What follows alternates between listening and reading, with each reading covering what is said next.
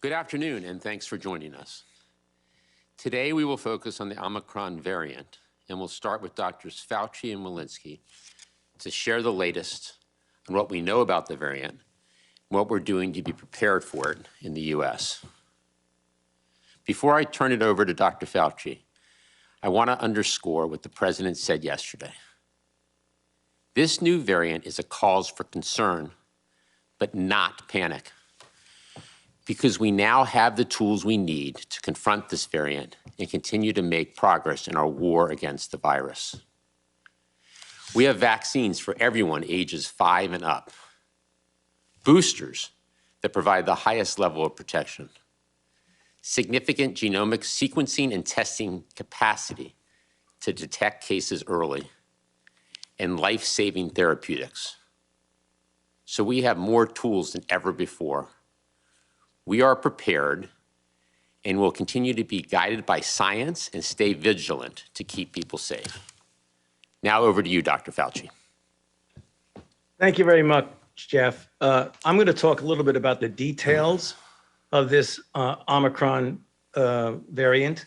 So if I could have the first slide, just to put it into some perspective, this is a list of the variants of concerns that we've had to deal with, what their lineage designation is, and what the earliest documented samples were. And of course, for today, we're going to be focusing on the latest, namely the Omicron variant that we're dealing with. Next slide. Let's take a look at some of the characteristics and what has emerged over the last several days to weeks. Quickly, it was first reported in Botswana on November the 11th and in South Africa on 11/14. The thing that got everyone's attention was the large number of mutations, around 50, much larger than previous variants. And some, according to the molecular configuration, were anticipated to impact transmissibility and antibody binding. There were varying cases that were rapidly increased, particularly in the Gauteng province of South Africa, which is Pretoria and Johannesburg, but it is also present in virtually all the other South African provinces. Confirmed cases as of yesterday was 205 in 18 countries, and just this morning, that's gone up to 226 in 20 countries. And I think you're going to expect to see those numbers change rapidly. Importantly, it has not yet been detected in the United States. It has been called Omicron by the WHO, and it was named as the 5th of the SARS-CoV-2 variants of concern. Next slide. So let's take a look at the mutations. So you've heard it now from many sources, but just to underscore, there's a very unusual constellation of changes across the SARS-CoV-2 genome, with greater than 30 of them in the important spike protein, which is the business end of the virus, particularly in its receptor binding domain, where there are about 10 mutations there. This mutational profile is very different from other variants of interest and concern. And although some mutations are also found in Delta, this is not Delta, it's something different. And these mutations have been associated with increased transmissibility and immune evasion, whereas other of the mutations have not yet been characterized as to their functional capability. Next slide. So let's take a look at what we're looking at, and then we'll get back to some of the properties. So the CDC, and you'll hear from Dr. Walensky, is implementing their surveillance program via the National SARS Strain Surveillance Program. We have now ongoing communication multiple times and information sharing between our scientists and public health officials and the South African government. And kudos to them, they have been extraordinarily helpful and transparent in sharing information with us. So the in vitro neutralization data with the vaccinee sera, convalescent plasma, monoclonal antibodies, and oral antiviral therapies, that's the question people often ask. When are we going to get information about that? We'll get to that in a moment, but generally it's going to be 2 to 4 weeks, possibly a bit sooner, depending upon when the specimens, and by specimens I mean the virus, gets to individual investigators at the CDC, at the NIH, and even in other countries for them to prepare that to be able to make a determination. And pending these data, the effect of this variant on transmission, severity of disease, and how well current vaccines treatments work remains speculative, regardless of what we're hearing in the press. Next slide. So what about these potential properties? Let's look about what we know and what we don't know. First, with regard to transmission. Obviously, when you look at the molecular configuration of those particular variants, it suggests strongly that there's increased transmission compared with the original pandemic virus. But it is difficult to infer what the relationship between this transmissibility is and Delta. Although you can suggest it might be more, we do not know until we see the dynamics of how this evolves. What about vaccine effectiveness? Now, obviously, there's significant reductions in neutralizing titer are possible. And we say that because the mutations suggest immune evasion. But remember, as with other variants, although partial immune escape may occur, vaccines, and particularly boosters, give a level of antibody that even with variants like Delta, give you a degree of cross protection, particularly against severe disease. So there's every reason to believe, as we talk about boosters, when you get a level high enough, that you are going to get at least some degree of cross protection, particularly against severe disease. And what about disease severity? Again, these are estimates, and with the small number of cases, it is very difficult to know whether or not this particular variant is going to result in severe disease. Although some preliminary information from South Africa suggests no unusual symptoms associated with variant, we do not know, and it is too early to tell. Next slide and final slide. How do we address Omicron? We've said it over and over again, and it deserves repeating. If you're not vaccinated, get vaccinated. Get boosted if you are vaccinated. Continue to use the mitigation methods, namely masks, avoiding crowds and poorly ventilated spaces, choose outdoors rather than indoors, keep your distance, wash your hands, test and isolate if appropriate. Those are the things we have been doing. We need to keep doing them. I'll stop there and over to you, Dr. Walensky. Thank you, Dr. Fauci, and good afternoon, everyone. As I've said before, this virus is unpredictable, and we must remain ready to be proactive as new data, new science, and new variants evolve. One thing has become clear over the last 20 months. We cannot predict the future, but we can be prepared for it. And we have been doing exactly that, preparing for this moment. Today, I want to walk through with you what we've been doing at CDC to prepare for emerging COVID-19 variants and what we are doing currently to address the new threat of the Omicron variant. To be crystal clear, we have far more tools to fight the variant today than we had at this time last year. Today, we have increased our protection through vaccination for everyone 5 years and up, and we have vaccine booster doses for all adults to optimize that vaccine protection, as Dr. Fauci just said. Compared to earlier this year, when we were sequencing about 8,000 samples per week, we have increased our genomic sequencing capability, and we are now sequencing approximately 80,000 samples per week, about 1 in every 7 PCR positive cases, and that's more than any other country. And we have increased our nation's testing capacity, including expanding rapid testing for quick detection of cases. We have worked to address spread of infection through travel, during travel, through masking, vaccination, and pre-departure testing for international passengers. And we are continuously working closely with our public health partners, both here in America and around the world, to understand the evolving science of COVID-19 infection. Let me express how grateful we are to the South African government and to their expert scientists who have been open in their communication and willing to share their data with CDC and the entire world. Their collaboration has allowed us to make evidence-based decisions quickly and to ensure that we can protect as many people as possible from COVID-19. We are actively looking for the Omicron variant right here in the United States. Right now, there is no evidence of Omicron in the United States. The Delta variant remains the predominant circulating strain, representing 99.9% of all sequences sampled.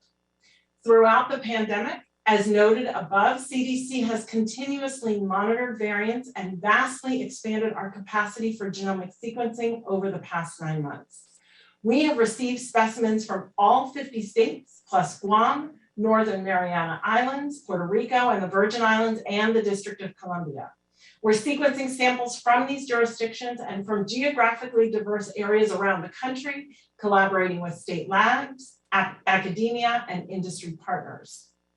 And our variant surveillance system has demonstrated we can reliably detect new variants, from Alpha in the start of 2021 to Delta over this past summer. We are actively putting systems in place with local and state laboratories to make detection and sequencing even faster. As we have done throughout the pandemic, CDC is evaluating how to make international travel as safe as possible, including pre-departure testing closer to the time of flight, and considerations around additional post-arrival testing and self-quarantine. Currently, CDC is expanding a surveillance program with Express Check to JFK, San Francisco, Newark, and Atlanta airports, 4 of the busiest international airports in the country.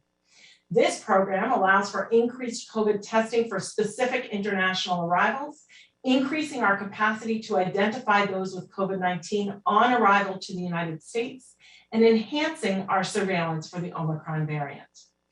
Thanks to our updated travel policies earlier this month, we are also actively working with the airlines to collect passenger information that can be used by CDC and local public health jurisdictions to enhance contact tracing and post-arrival follow-up should a case be identified in a traveler. As we have done throughout the pandemic, we are holding regular, even daily, calls with local county and state health officials and our public health partners. These calls include state, county, and city health officials, state epidemiologists, state laboratory directors, and partners from public health organizations. And we are conveying the knowledge we have at CDC to these partners, and we are relying on their local expertise to provide information back to us. CDC's efforts throughout the pandemic to understand and address variants such as Delta have provided us a unique experience in planning, preparing, and strategically responding to new variants as they emerge. We have the tools and surveillance in place to identify the Omicron variant. We also have the tools to prevent Omicron from increasing the strain on our society and our healthcare system. Evidence has repeatedly shown that prevention strategies work.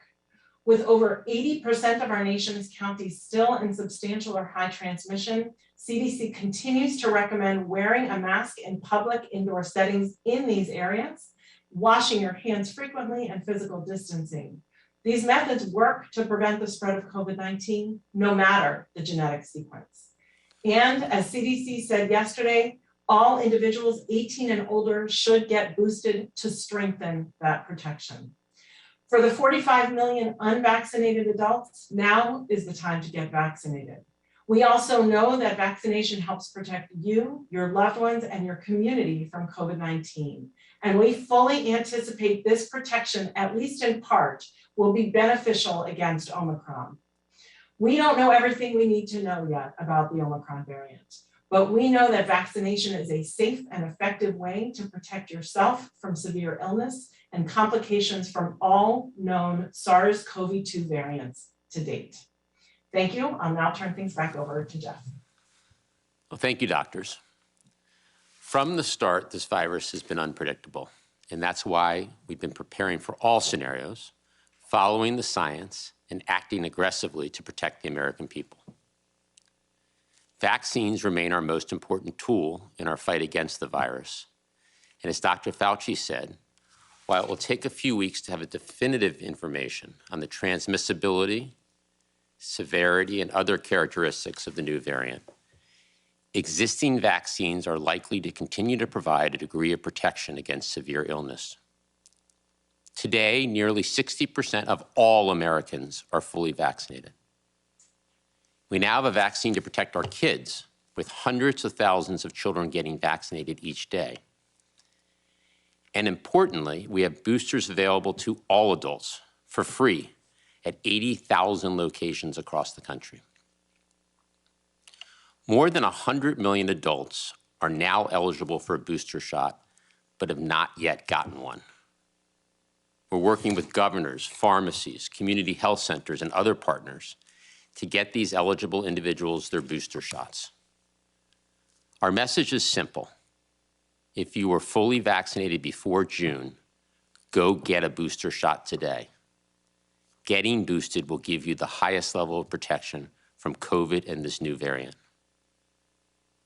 If you're unvaccinated, or if your children are unvaccinated, the best thing you can do is get yourself and your kids their shots. It's the right thing to do for your own health and safety and from everyone around you and your community. The significant progress we've made on vaccinations and boosters puts us in a much stronger position to face Omicron. We believe the current vaccines provide at least some protection against this variant, and that boosters strengthen that protection significantly. In the event that additional measures are needed, we will be prepared. We're working with Pfizer, Moderna, and J&J to develop contingency plans for modifications to vaccines or boosters if they're needed. And we will ensure that the FDA and CDC review them as fast as possible while maintaining their rigorous scientific protocols. The President has been clear that we will spare no effort to protect people. We have significant testing capacity to detect cases, and based on their preliminary review, the FDA believes the high-volume PCR and rapid antigen tests widely used in the U.S. will be effective in detecting the variant. We also have therapeutics to treat those who do get COVID, and our medical team is actively evaluating the efficacy of these therapeutics against the new variant so that we are prepared. Since the emergence of Omicron last week, public health officials and experts across the federal government have been working closely with the world's scientific community. We're learning more every day, and we'll share that information with the public. And later this week, the President will release a strategy outlining how we plan to fight COVID this winter, building on the progress we have made. Let me close with this. We are working around the clock to ensure we're doing everything we can to understand this new variant and protect the American people and continue on our path out of the pandemic. We need each of you to do your part as well. So if you're one of the 100 million individuals who are eligible for a booster, get your booster. If you have kids, get your kids vaccinated. And if you're still unvaccinated, get your first shot now. With that, let's open it up for questions. Kevin? Thanks, Jeff. I know there's a ton of questions today, so please keep your questions to one question, as I always say, but especially today. First, let's go to Caitlin Collins at CNN. Thanks. Two quick ones for you. One, has your definition of fully vaccinated changed? And if not, do you expect that it will? And secondly, several of you have said the travel restrictions that were put in place yesterday are to buy time to study this new variant and evaluate it. So what specifically are you doing with that time that you're buying to make sure that you're using it wisely? So fully vaccinated definition, Dr. Walensky. Yeah, thank you, Caitlin, for that question. So the definition of fully vaccinated has not changed. That's after your second dose of the Pfizer or Moderna vaccines, after your single dose of the Johnson & Johnson vaccines, we are absolutely encouraging those who are eligible for a boost 6 months after those mRNA doses to get your boost, but we are not changing the definition of fully vaccinated right now. Thank you. And Dr. Fauci, how we're using the time to learn more about the variant and prepare? But thank you, Jeff. Thank you, Caitlin. Well, one of the things you do is you get the virus and you grow it, or you put it into a modified form called a pseudovirus.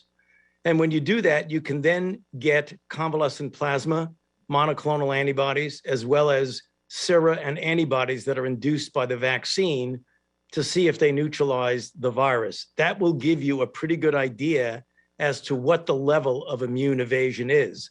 As I mentioned in my brief comments, the molecular configurations of the mutations can give you a suggestion of immune evasion, but that's one of the things you can do, is to take a look what the antibodies actually do. That process will take likely 2 weeks or more, perhaps even sooner, depending upon how well the virus grows and the isolates that we get. That's the first thing. The second thing is you can do what Dr. Walensky said about continuing the surveillance and trying to get a feel for what the situation is in the United States. And in those countries in which there are a lot of cases, like South Africa, the computational biologists and the evolutionary biologists are going to be getting a good feel as to what the competition of this virus would be with Delta. Those are just a few of the things that will take a couple of weeks to a few weeks to learn. And when we do find that, we'll have a much better picture of what the challenge is that's ahead of us. Thank you. The only thing I'd add, Caitlin, is it's also a really important time for those who have not gotten their booster, 100 million eligible Americans, to get their booster, and for parents to get their kids their first shot or their second shot, and for those adults who yet to get vaccinated, for them to get their first and second shots. So operationally, we want to make sure that people are doing all they can to protect themselves. Next question. Go to Aaron Billups at Spec News. Hi, thanks for taking my questions. First, I was wondering, are enough Americans getting tested? Many people are taking rapid tests at home. That data doesn't get to the labs participating in surveillance. Is this hurting or limiting surveillance? And also, the messaging is kind of confusing that the virus may evade our current vaccines or immunity from previous infections, but that people who haven't yet should get vaccinated. Can you clarify why getting boosted or vaccinated with the vaccines currently available would potentially be protective against Omicron? Okay, Dr. Walensky on the first question about testing and surveillance, and then Dr. Fauci on the protection of the vaccines. Yeah, so we're doing, about 1.5 million PCR tests every week. And of course, those rapid tests are really helpful from a public health standpoint. And many of those rapid tests that are positive are actually confirmed by PCR. So given that we have all of that testing going on, those tests now we're the PCRs, we are doing about 1 in 7 genomic sequencing. So a really broad amount of surveillance that is happening from a genomic sequencing standpoint. And there's really an important role of those rapid antigen tests so that people can continue to screen themselves and protect themselves. Dr. Fauci? Yeah, that's an excellent question. So let me explain. The vaccines that we used are directed against the original, what we call ancestral strain, or the Wuhan strain. So you get a certain level of antibodies that are specific against that strain. Then we had the evolution of variants, including, for example, the very problematic Delta variant. So if you look at the mutations on the Delta variant and you look at its function, you actually diminish somewhat the protection that is induced by the vaccines. However, when you get a high enough level of antibody, and it's not only antibody, it's other elements of the immune response, particularly when you boost it, you get a level so high that even if the mutations of various variants diminish that level of protection, you are still within the range of some degree of protection. And that's usually most manifested in protection against severe disease that leads to hospitalization. So when we say that although these mutations suggest a diminution of protection and a degree of immune evasion, you still, from experience that we have with Delta, can make a reasonable conclusion that you would not eliminate all protection against this particular variant. And that's the reason why we don't know what that degree of diminution of protection is going to be, but we know that when you boost somebody, you elevate your level of protection very high. And we are hoping, and I think with good reason to feel good, that there will be some degree of protection. Therefore, as we said, if you're unvaccinated, get vaccinated. And if you're vaccinated, get boosted. Next question. Let's go to Cheyenne Haslett at ABC News. Hi, thanks for taking my question. Director Walensky, you talked about how much our surveillance program has improved, but is there still work to be done? And is there a reason to be concerned that other countries have detected Omicron while the US has not? Or is it possible that it's actually not here. And then for Jeff, you talked about this a bit, but companies have said it'll take less than 100 days for a variant-specific vaccine, which is 3 months. But can you clarify how much longer we should be saying the FDA and CDC process would make that whole process? Thanks.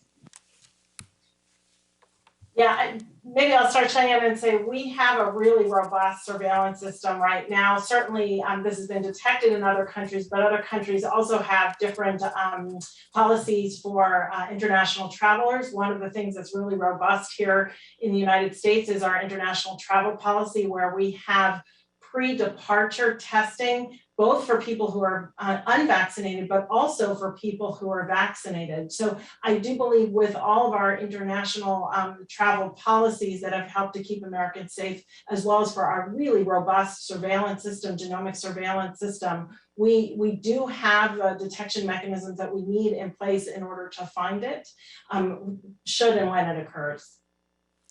Good. On the question about preparing for the possibility, the contingency plan of a potential modification of the vaccine manufacturers are working on possible modifications to the vaccine and have been since late last week. These are, on an if needed basis. Our doctors and scientists across the government are already in discussions with the 3 manufacturers on this scenario. And this includes conversations about the most appropriate regulatory pathway for review and authorizations, discussions about the tests that would be most appropriate to study the vaccine effectively and efficiently. These conversations are happening as we speak in the spirit of being prepared for any scenario, and we will remain in close contact with the drug manufacturers through the days ahead as we learn more about the variant. The companies currently estimate that it would take a few months to prototype and manufacture a modified vaccine or booster, and that does include, to your question, the time for FDA and CDC to do their evaluation. So the estimate of a few months is all-inclusive. Next question. Josh Wingrove, Bloom.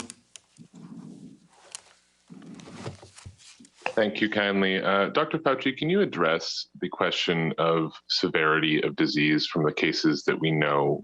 It's been sort of widely said that we shouldn't overinterpret what has been seen as mild cases because some of these might be in younger people or be early on in the case sort of progression. Is that your view as well? In other words, what do we know so far? You said it's too early to tell, but what clues or breadcrumbs do we have about how severe these cases that we are seeing so far are? Thank you. Yeah, that's a good question. Be careful about breadcrumbs. It may not tell you what kind of loaf of bread you have because we really don't know. There have been, as you mentioned correctly, some anecdotal reports out of South Africa that the physicians, mostly private physicians, who've been seeing patients are seeing that they appear to be less of a severity of illness. But you said quite correctly, most of those are among younger individuals. We believe that it is too soon to tell of what the level of severity is. Dr. Walensky and I specifically asked our South African colleagues that on the most recent Zoom call that we had, and they agreed with us that it's too early to tell. They're hoping that it is going to, across the board, give a lower level of severity, but they don't know that right now. So they agree with us and we agree with them that it's just too early to make a definitive prediction about what the severity is going to be. We will know, though, because they are really looking at this very carefully. That gets to the 2 to 4 weeks that I was talking about on one of the slides. We should have a much better idea within the next few weeks. Next question. Shannon Pettypiece, NBC.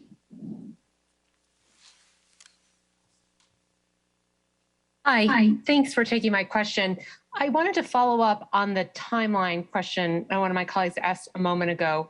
I understand that pharmaceutical companies say it would take several months for them to, come up with a new vaccine if that worst case scenario occurs.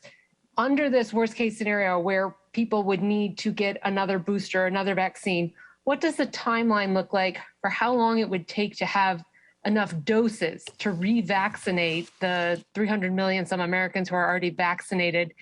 And what's some of your planning for how that would work, how that sort of worst case scenario would work if we were to need a new vaccine? Right. So the few month estimate that I discussed not only includes the prototype, obviously the FDA and CDC authorization and recommendation, but also time to manufacture enough doses for the American public.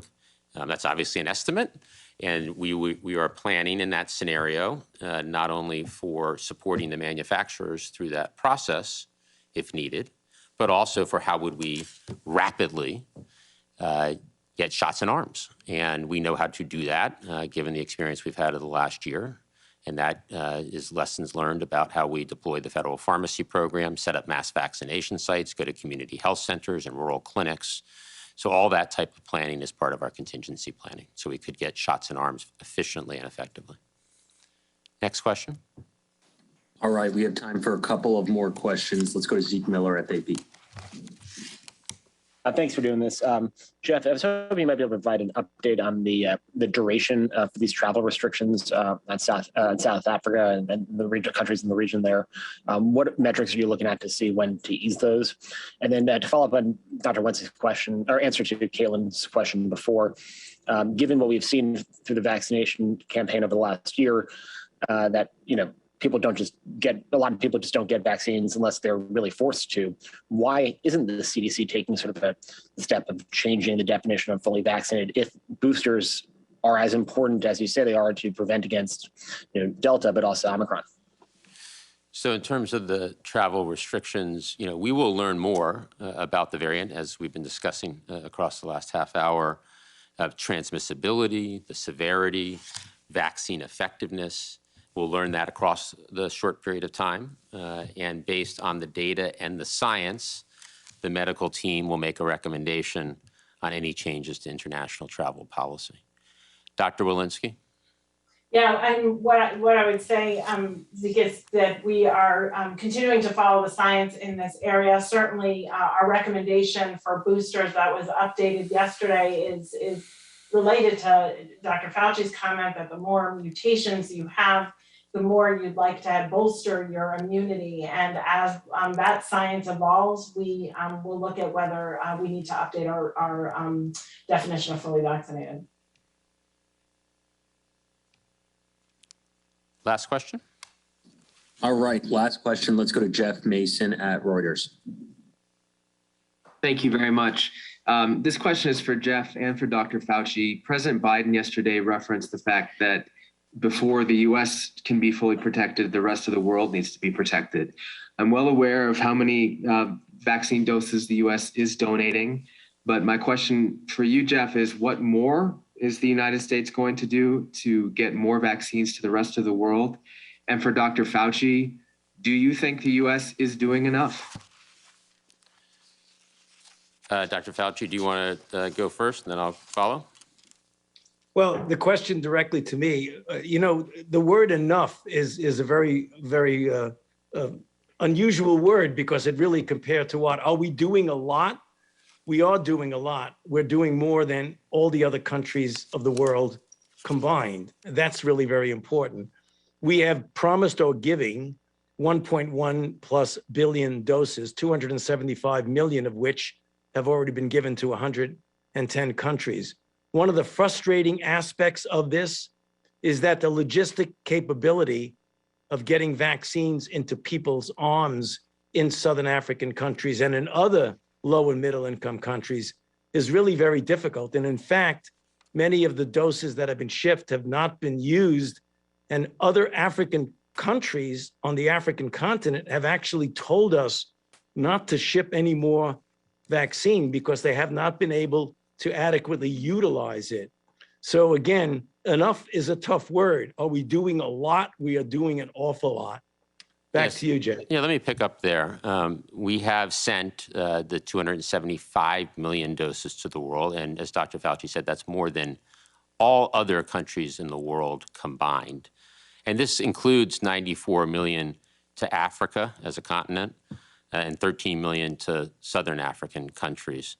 I think the shots in arms piece that Dr. Fauci talked about, the last mile, if you will, is really important. And the U.S. State Department and USAID are leading the administration's effort to turn vaccines into vaccinations.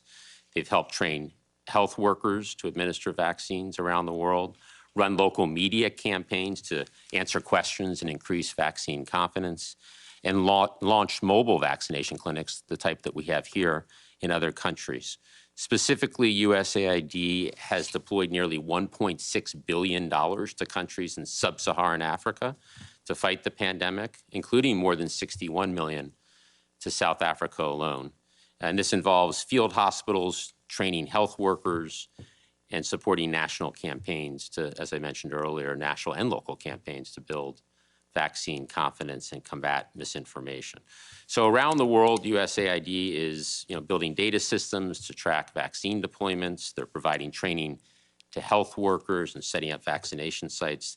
They'll continue this vital work, and it is increasingly important as there are greater and greater supply of vaccine around the world. And I think just overall, stepping back, the United States is doing just what the president said we would do, which is leading the effort to vaccinate the world, including helping with that last mile, but also by supplying the 1.2 billion doses to the world with no strings attached. These are all donated. And we'll continue to share more and more doses. We're going to continue to help scale manufacturing both here and in other countries. And we're going to do all we can to get the world vaccinated because we know we're not safe here until the world is vaccinated, and it's the right thing to do. So thank you for today's briefing. We look forward to briefing later in the week.